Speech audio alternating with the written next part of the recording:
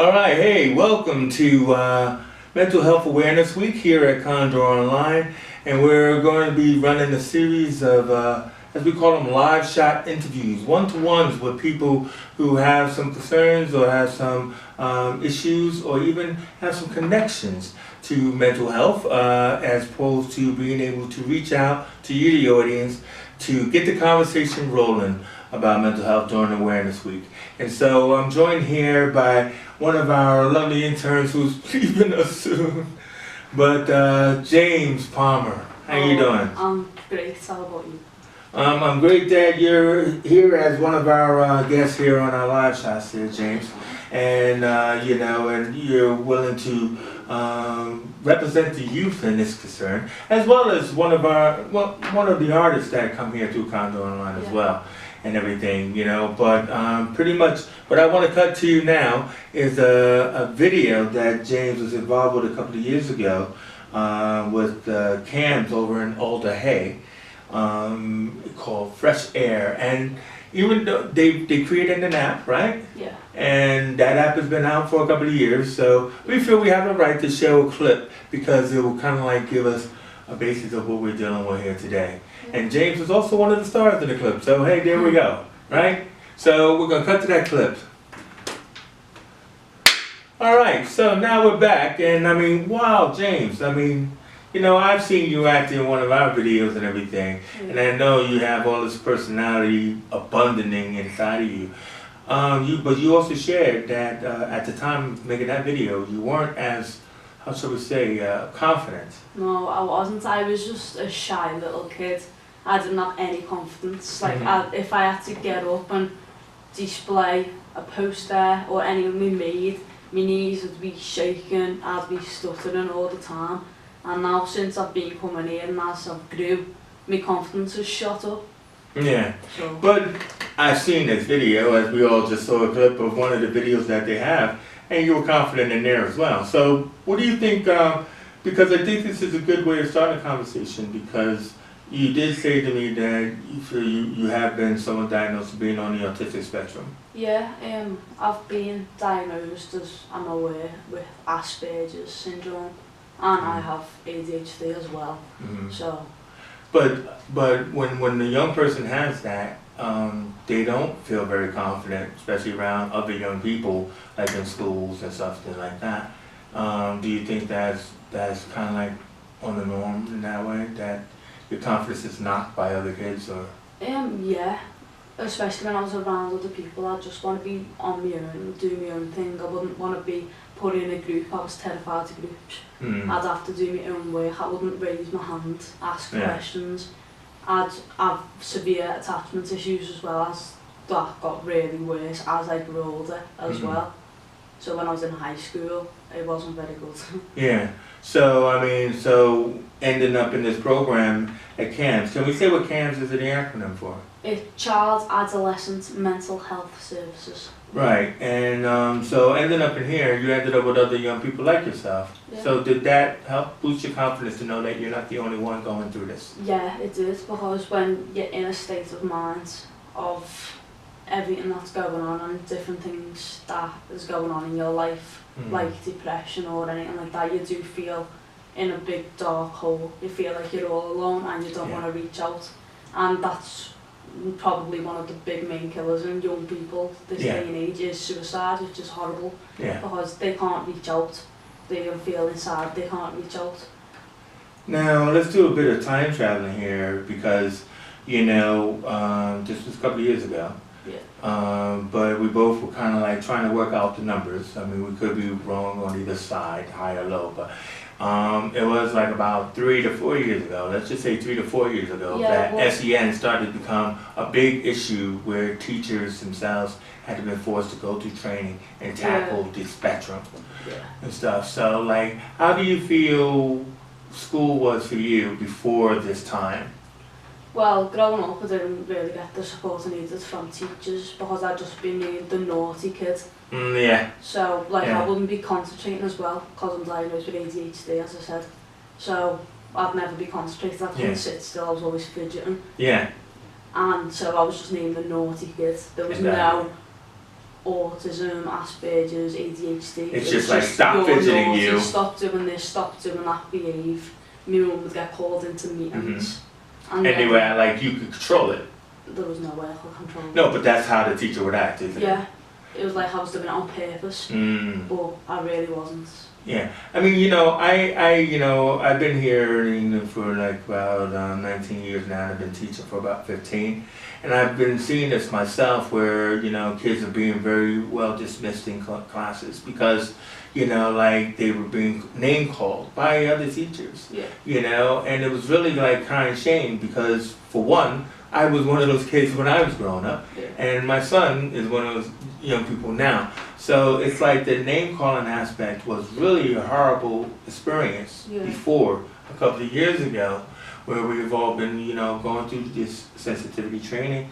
But I mean, when you just said fidgeting and acting up and everything, and it's like, hey, Mr. Fidget, stop fidgeting, and it's like, oh, I'm Mr. Fidget now. Yeah. You know what I mean? Oh, so the teacher named me, so it's not even a student like making fun of me. It's the teacher telling me off for something I can't control. Yeah, like growing up as well, like in primary school, like teachers would know there was like a slight thing, like that something wasn't quite right. Yeah. But when like I did get bullied a lot growing up, like Really?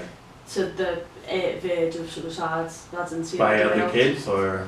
by other kids, yeah, and some teachers as well, Yeah. Like it really made me feel horrible and like I wasn't worth anything.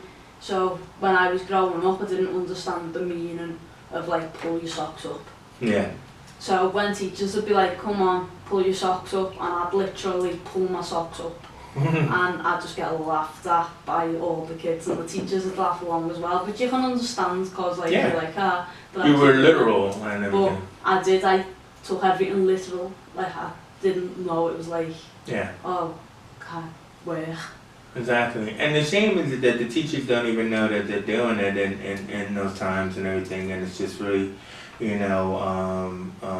tough to deal with. But before we move on, let's just mention this app, because I really enjoyed watching that piece, and there's other stuff on there, right? Yeah. So can you just tell us what the name of the app is and where people can find it? The app is called Fresh Air, and you can find it on the Play Store or Apple Store, or whatever store on your phone. But basically, it's like with young people going to, stuff and sharing their stories, or? Yeah, well, kind of. You can, as soon as you log into it, it'll ask you what your mood is, and you can pick from like happy, sad, very good, moody, and you'll click on that, and then it'll take you to other options as well.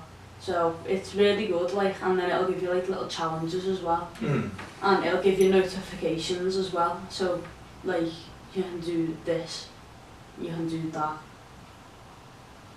sort of like that. Yeah. So it's an interactive app. Yeah. Yeah, cool. That sounds great. And stuff. So all right. So then now moving into you, James, is that like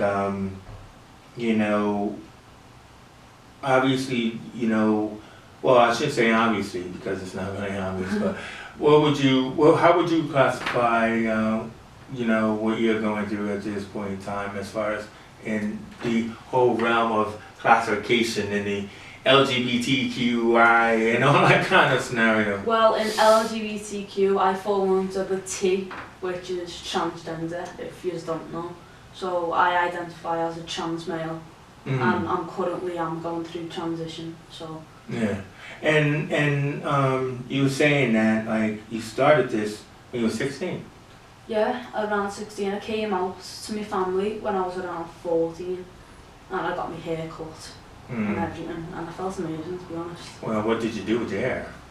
Well, it's quite embarrassing, but it's part of... Did you cut it yourself? No, well, when I was little, I was in about year 4. Right. And I wanted the boys' hairstyle for all the other boys. Oh, right. So I cut all my hair off, like, to, like, the... Like a skinhead? With scissors. Oh. So I was in my auntie's room at the time, and I got the scissors, and I was in my room with my cousin at the time, and I was cutting all my long locks off. Right. And my mum cried. Oh. I think my nan did as well, actually. Yeah. So they didn't take that very well. No. And so, but did you have the conversation with them, or did you have to go to a counselor, or to Well, help you growing, figure things out? well, growing up, I didn't really know what I identified as, especially in like my early teens, about 12, 11, well, not 11, I'd say about 12, 13, 14, around there. Hmm. I didn't really know what I identified as, so I'd go under a nickname. So I'd shorten me birth name down, and I'd just have a nickname, AY. Okay, so not to get into like the AY thing, how did you come along to Jack Well, or James Jack? James. So I chose it as a double barrel name. I just always liked the name James. I felt like it suited with me. So as long as that, and my granddad, that's passed now unfortunately. His name was Jack, and I wanted to carry on his name and have him a part of me. So I decided to make me name James Jack. So. Cool name. I mean, you know, it's also like it's now your artist name as well and stuff like that. Yeah, my isn't artist name's JJ. So. Yeah. Oh, see, I call him JJ because I couldn't get the James and Jack right and everything. But so you know, we had so we when we were doing the show notes and stuff, and because it's about mental health awareness, we were having some serious conversations. So there was like two things that I had wanted to get to. So we talked about the topical stuff. Sam Smith, classified as non-binary now, had suggested, or I won't say demanded, but said that the awards shows should lose the actress actor, and everything, and become more non-binary. What do you think about that? Well, I'm not sure really. I've got mixed feelings because I don't really see a problem with it as myself. Like I try to empathise that if I was in their shoes, then I would probably not want he or her awards specified to that gender. Like they're all actors. Yeah, I mean, because it was I think it was like about a couple of years ago that they decided to call actresses actors, but when it comes to award shows, they still go best actress. Yeah. Do you know what I mean? So like it was kind of like, oh, wait a minute, oh, did you backtrack here and stuff? But then also too is that I think what the rise in transgender actors now, or non-binary actors. I mean, even what's her name? The woman who's Batwoman. Do you watch Batwoman United? She had superheroes. Batwoman just started, right? She classifies Ruby Rose. She classifies as non-binary. So if you start making like awards where it's to be about actor, actress, non-binary, you know what I mean? It's just kind of like, where's the acting part, And should those actors just be looked upon as actors? I don't think that they should start making awards a pronoun thing. Like maybe they should just like take it all back and just be an acting award. Yeah. Like it doesn't need to be the best actress, the best actor. It would be the best acting award goes to. Yeah, but it's like, but they are like a partnership in a way where an actor and an actress in a film, they are not they're not at the equal pay, No. but then again, it's kind of like they bounce off of each other. So if you just say actor, then it's kind of like, who are we talking about? Yeah. I think it can be confusing. Like I said, I don't care if it's male or female actor or actress. Yeah. Like. Well, don't you want to be an actor or actress? Wow. Or actor? What are we calling it? Actor? Do you think? Well, I mean, because I know you want that fame thing. You want to be as an artist anyway, right? I'd just be a male singer, me. Yeah. Or performer. Wow, performer, yeah, look at that. And now if we had just performer awards, it starts to get kind of like crowded. It's already getting a little bit crowded where you have like 10 people up for an award. Yeah. And now you have to have 20 people up for an award. Yeah. And then they start going, wait a minute, hold on for a second, I need to like level the playing field. With all of that stuff. So, when the other question I wanted to ask about was when you were talking about your age when you started transitioning and stuff, and I was asking like the question about how young should people start the transitioning process. Now coming from my age bracket of when we used to have those little documentary films where girls play with dolls, boys play with blocks or cowboys, and all that kind of stuff. Then they started judging about like what color that they like, pink or blue and all this kind of stuff. But the decision to transition, I mean, how early is too early? I'd definitely say younger than 13, 12. It's too early. I do think, because you're still a child then. Like, Yeah. you're not even a teenager at that state. So, I think they should be allowed therapy, I think, They should start the conversation. Yeah, because there should be some sort of stigma around that. I don't think they should be like, oh, you're lying, or you're watching too much of this, you're hanging around with too many of that. Like, I think there should be some therapy in place. I don't think you should be allowed to start transitioning until about 15, 16. Yeah, because because you were saying that you had gotten to the hormone stage or something like that. Yeah, I was 16 when I started hormone doctors, I think. Yeah. And so, because the deal is that when is it like you're at the point of no return? You know what I mean? Because it's like,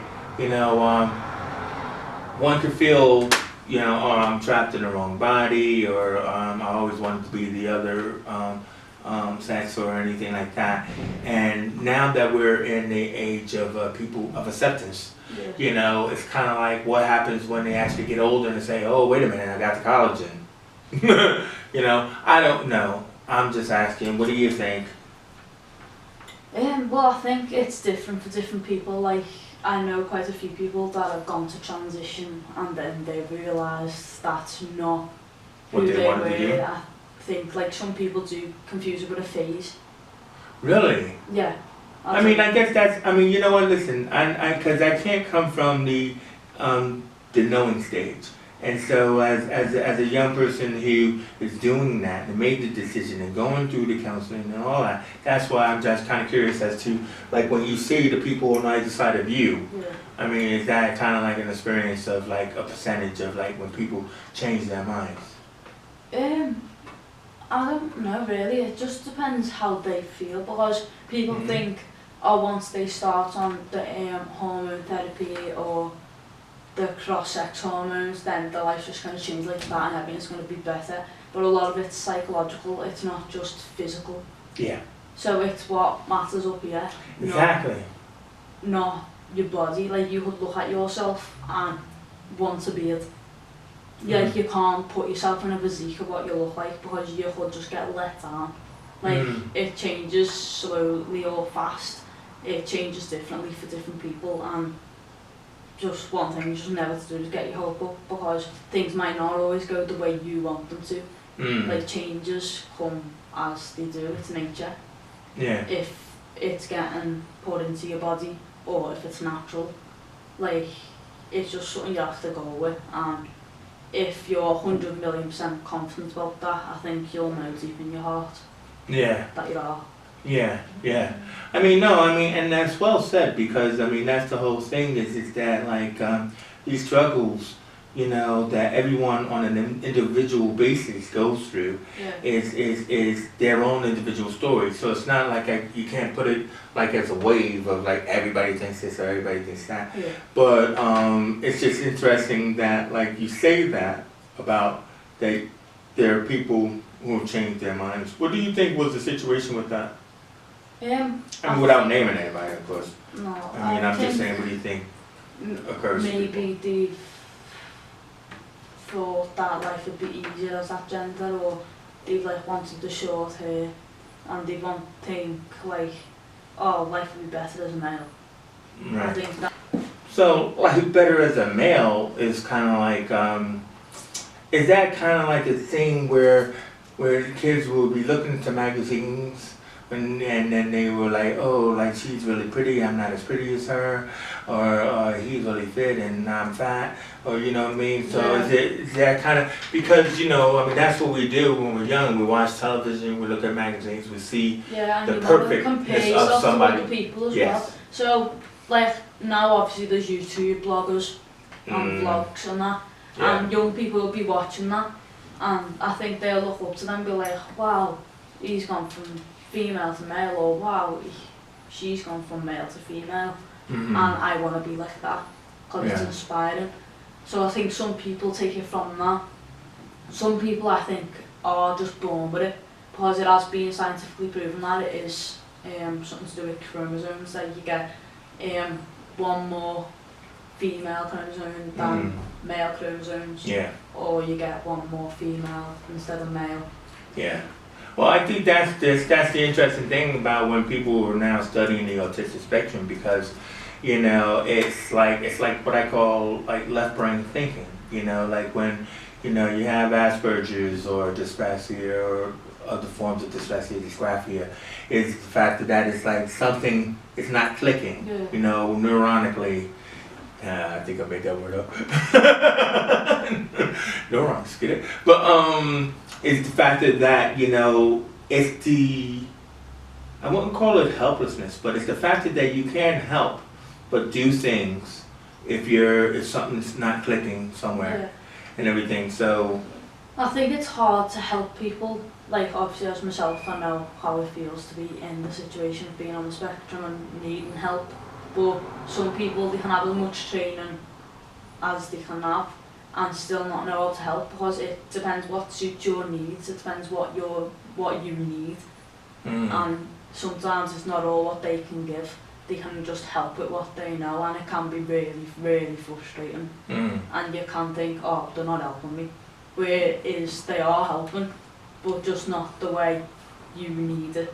Yeah. And I mean, you know, it's kind of like going back to the teachers. There are people who, you know, are completely unawares and about how their actions are affecting others and stuff like that. So, I mean, like going back to mental health awareness and stuff like that. What would you like to say to the young people like yourself who either are thinking about transitioning or are dealing, how, like, to pick them up with like how they can overcome certain things, because you did throw out the word suicide and stuff, and we do have to understand that like the way people feel about themselves is very important to all of us to pay attention. Yeah.